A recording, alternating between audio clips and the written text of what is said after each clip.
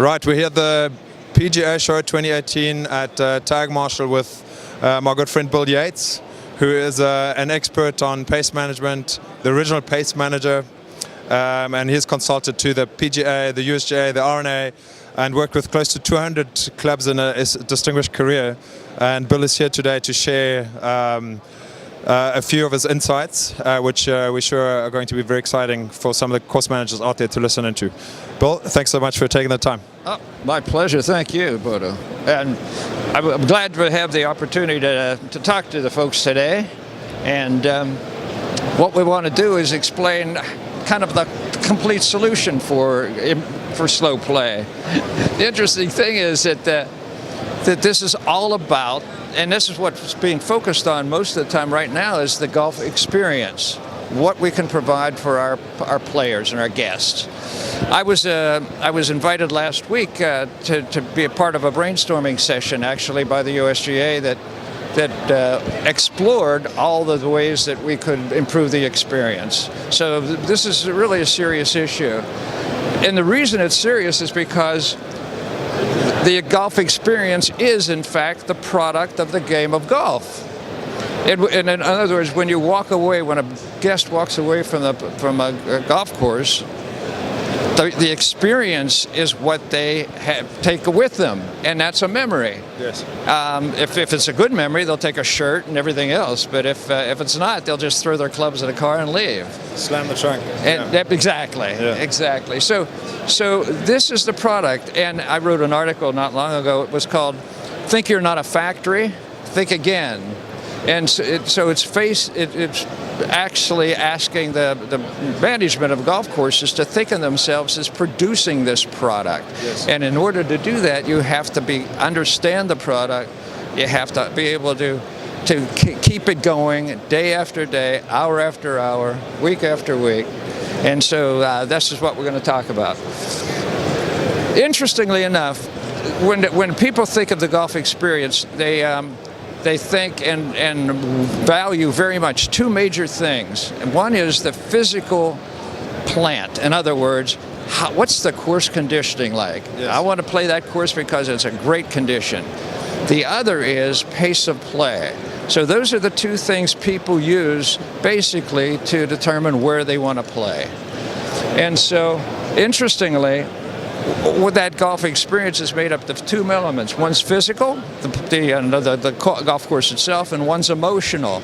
Am I going to enjoy it? And Yes. if they know that course has a kind of a bad reputation for slow play, It can get very emotional. they get very emotional. Absolutely, because Frustration is an emotion, right? we all hate to wait. Right? Yes. And that's what slow play is. It's causing you to wait. You went there to play, to stay in the game. If you're waiting, you're not playing, you're not in the game. So these are the two things. Now, what I do and is work with the management team, basically, and do training and on-course analysis and all these details so that we can eventually show them how to find the root causes of slow play. Yes.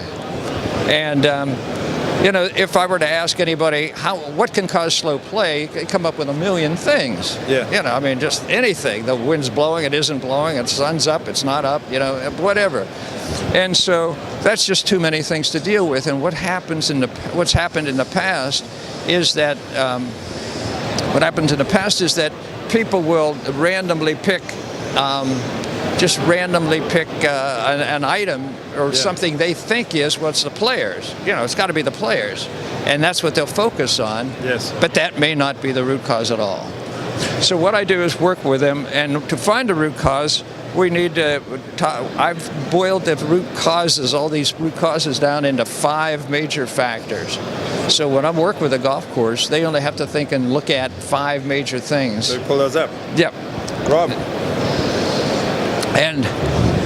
And so the 5 major factors that we look at are, in order, basically, management practices and policies. What management does day after day Yes. is the most important thing. They have the biggest power, and they should, because it's their product. Yeah. They have the most power over success.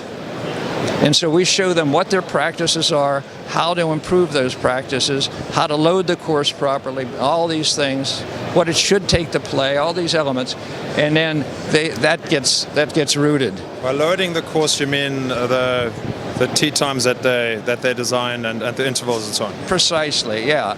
If it's too short, you're just building a traffic jam. Yes. If it's too long, you're losing revenue opportunity. Very true. And for each course, and I've been to places where there's 3 different courses, we had 3 different starting intervals. We use a simulation program that we have in our toolkit that simulates play under these different conditions. And when we're able to say, let's choose this one. Yes. And go out and experiment, work it, and pretty soon we see that it disappears. The slow play disappears as one element. Anyway, so practices and policies are critical. What they do day after day. The second one is player behavior, and though we can't make players behave, what we can do is monitor them well. Yes. Move them along, find out what the issues are, and talk to them and have interactions with them and do it well and identify that and work with that. Player ability is something else. The whole point of this is not to teach them how to play golf once they're here at the golf course. Yeah. It's to get them on the right tees, basically. Sure.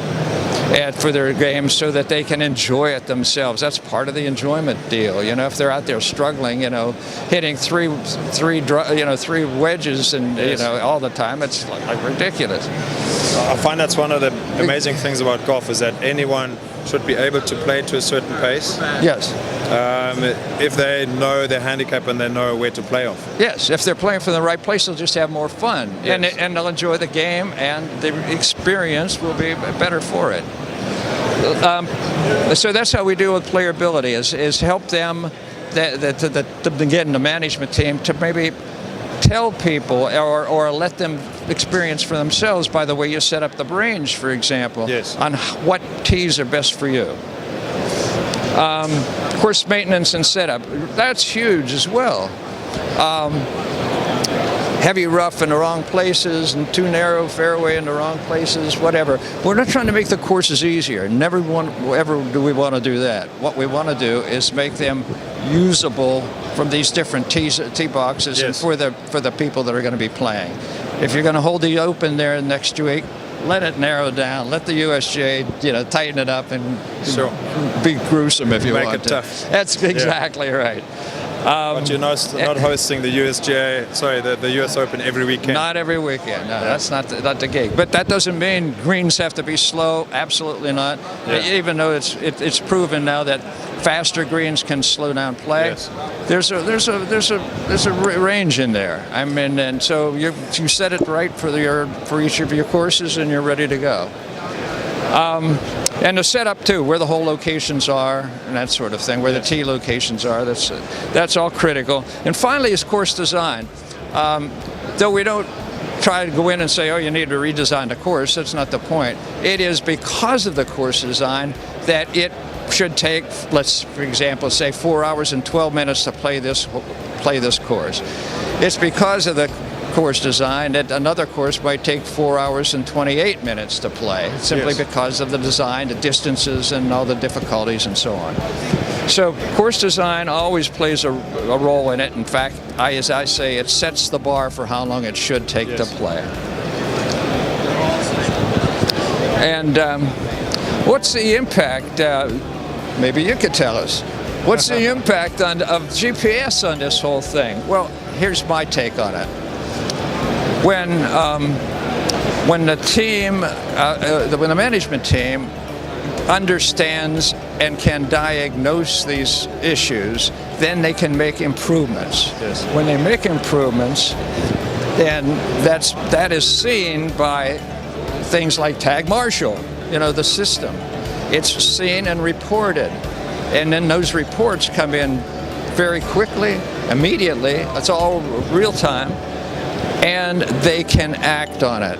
And so when you have an understanding and the ability to know what is happening now, right now, you can use that understanding to make the cures right now and move forward. Yes. And so without Tag Marshal or a GPS system, it's just very difficult to know what's going on.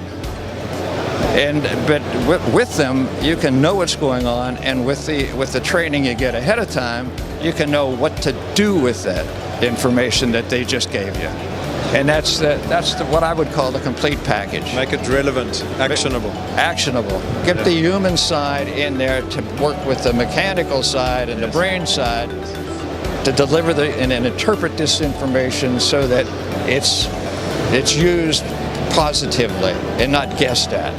And so when you put those two things together, I think you got an absolutely winning combination. And that brings you to control, right? That's it. You're in full control. That puts what else is left, right? You know how to interpret. You know what to interpret. The data is there, and it's being massaged and so on in different ways for different courses. I'm sure you Yes. tune it up so that it really is meaningful. And I mean, you can't do any better than that. Thank you, Bill. My pleasure.